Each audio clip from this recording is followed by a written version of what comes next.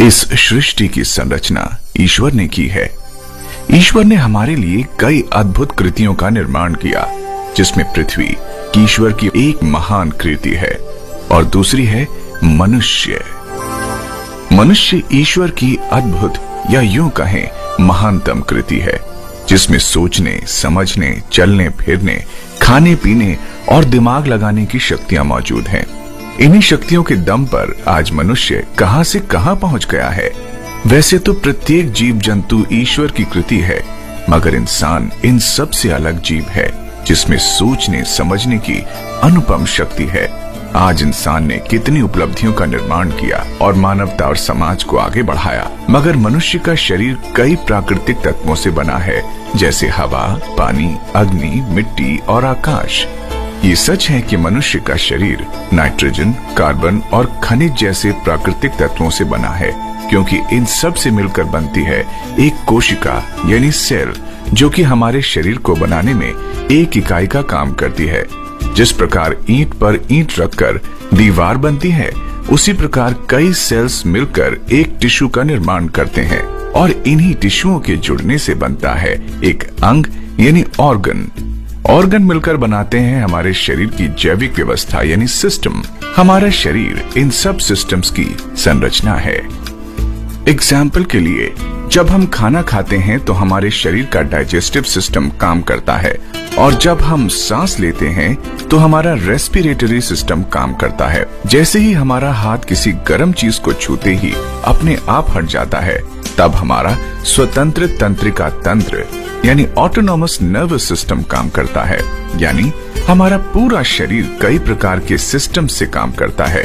मगर क्या होगा मनुष्य का जब ये सब सिस्टम्स काम करना बंद कर दें? क्योंकि आज प्रदूषित वातावरण और प्रदूषित खाद्य पदार्थ हमारे इन सब सिस्टम्स को कमजोर और खराब कर रहे हैं।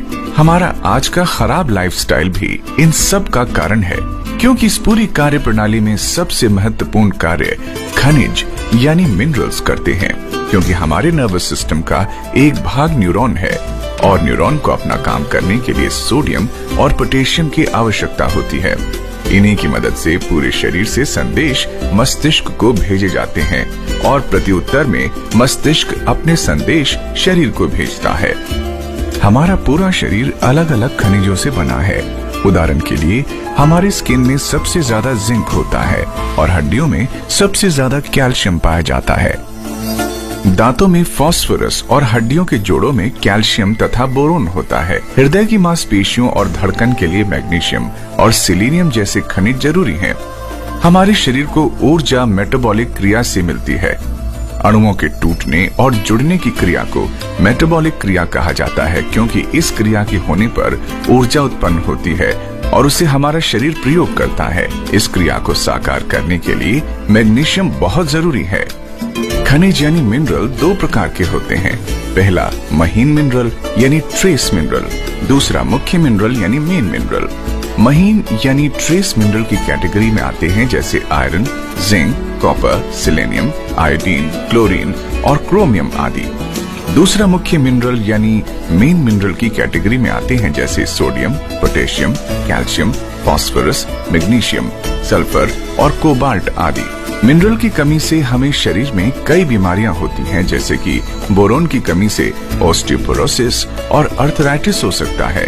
कैल्शियम की कमी से हड्डियां और दांत कमजोर पड़ सकते हैं, और कैल्शियम हृदय की धड़कन को भी कंट्रोल करता है। क्लोरीन की कमी से जैसे बालों का गिरना, दांतों का गिरना और पाचन क्रिया का खराब हो जाना। क्रोमियम की कमी से हमारे रक्त में शुगर की मात्रा बढ़ जाती है, जिसे हम डायबिटीज कहते हैं। क्लोरीन की कमी से दांतों की ऊपरी परत खराब तथा हड्डियां कमजोर हो जाती हैं, और आयरन की कमी से हीमोग्लोबिन की मात्रा कम हो जाती है। ये सच है कि आयोडीन की कमी से गॉइटर रोग हो जाता है, जिससे मनुष्य मोटा होने लगता है और उसके मस्तिष्क की प्रतिक्रिया धीमी हो जाती है।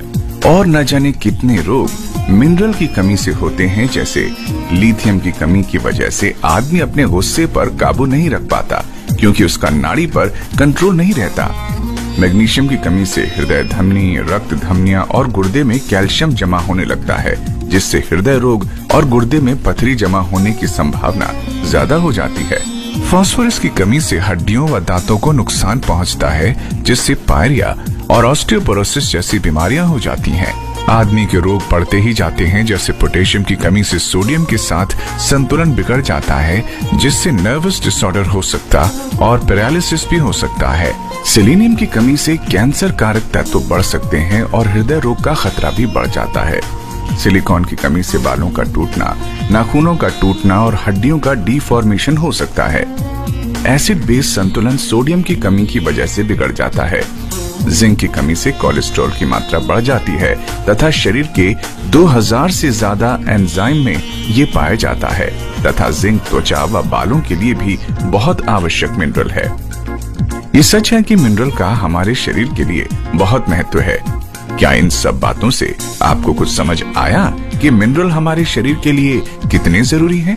क्या आप जानते हैं कि ये सब मिनरल हमारा शरीर खुद उत्पन्न नहीं कर पाता और हम ये सब मिनरल पाने के लिए खाने और पीने पर निर्भर हैं। मगर आज का खाया जाने वाला खाना हमें ये सब जरूरी मिनरल्स नहीं दे पाता। सच तो ये है कि खाना हम खाते हैं उसमें मात्र 16 से 18 मिनरल्स ही पाए जाते हैं। वो भी हमारे खाना बनाने की विधि की वजह से नष्ट हो जाते हैं या ज्यादा टेम्परेचर की वजह से खत्म हो जाते हैं। मॉडर्न डे की खेती की तकनीक भी भोजन से मिनरल गायब करने के लिए जिम्मेदार है, क्योंकि खेती में इस्तेमाल किए जाने वाले रसायन की वजह से जमीन का प्राकृतिक मिनरल बैलेंस बिगड़ जाता है, जिसका असर उगने वाली फसल पर भी दिखता है। अनाज भंडारण में इस्तेमाल होने वाले विषैले रसायन बची खुची पोषकता भी खत्म कर देते हैं और खाना बनाते समय बाकी सारे पोषक तत्व नष्ट हो जाते हैं। आज के स्वादिष्ट खाने से हम अपना पेट तो भर सकते हैं, मगर सारे जरूरी मिनरल्स प्राप्त नहीं कर सकते, क्योंकि वो इस खाने में उपलब्ध ही नहीं है। अधिकतर फलों को कच्चा तोड़कर रसायनों से पकाया और बेचा जाता है, जिससे उनमें मिनरल की भारी कमी हो जाती है। और तो और दूध देने वाले जानवरों को खिलाए जाने वाले प्रदूषित खाद्य पदार्थ की वजह से दूध में भी मिनरल्स की भारी कमी हो जाती है। यानी कि हम ये निष्कर्ष निकाल सकते हैं कि हम महंगा भोजन खरीद सकते हैं, मगर जरूरी मिनरल नहीं। आइए अब हम पीने के पानी के बारे में जानते हैं। जल प्रदूषण बढ़ने की वजह से पानी में सामान्यतः पाए जाने वाले मिनरल्स भी गायब हो रहे हैं। अधिकतर लोग पानी को साफ व मीठा करने के लिए पानी को फिल्टर और रिवर्स ऑस्मोसिस प्रक्रिया से गुजारते हैं, जो कि दुर्भाग्यवश पानी में मौजूद हानिकारक तत्वों को साफ करने के साथ साथ स्वास्थ्य के लिए जरूरी सभी मिनरल्स को भी नष्ट कर देती है। फलस्वरूप हम साफ व मीठे पानी पीने के बावजूद भी जरूरी मिनरल से वंचित रह जाते हैं और विभिन्न प्रकार की बीमारियों के शिकार हो जाते हैं। ध्यान देने योग्य सच ये भी है कि बाजार में बिकने वाले अधिकतर बोतल बंद पानी में भी जरूरी मिनरल्स का अभाव है तथा हम महंगी कीमत अदा करने के बावजूद भी जरूरी मिनरल्स नहीं प्राप्त कर पाते। ये भी सच है कि आमतौर पर राज्य जल निगम द्वारा सप्लाई किया पानी भी विभिन्न प्रकार के प्रदूषण से ग्रसित है या सामान्यतः पीने के योग्य मापदंडों पर खरा नहीं उतरता। कितना अच्छा होता कि इतने जतन करने के साथ साथ जरूरी मिनरल्स भी हमें मिल पाते। क्या होगा मनुष्य का और उसके सिस्टम्स का जो कि मिनरल्स पर निर्भर हैं। स्वादिष्ट खाना और साफ पानी तो हम खरीद सकते हैं, मगर मिनरल्स नहीं। आखिर करें तो क्या करें? कोई तो उपाय होगा इससे बचने का। उपाय है ना। बुढ़ापा कोई बीमारी नहीं बल्कि जीवन की एक अवस्था है जिसे स्वस्थ और तंदुरुस्त रूप से भी जिया जा सकता है। रोजाना व्यायाम, पौष्टिक आहार और रोज न्यूट्रीचार्ज। लेकिन न्यूट्रीचार्ज क्यों? क्योंकि WHO और ICMR के दिशा निर्देश के अनुसार हमें अपने शरीर को तंदुरुस्त रखने के लिए रोजाना संतुलित मात्रा में प्रोटीन, विटामिन, मिनरल्स, फाइबर तथा अन्य पोषक तत्वों की जरूरत होती है, जो हमारे आहार से पूरी नहीं हो पाती। न्यूट्रीचार्ज आपके शरीर में इन पोषक तत्वों की कमी को पूरा करने में मदद करता है, ताकि आपको अपने पूरे जीवन में किसी के सहारे की जरूरत न पड़े।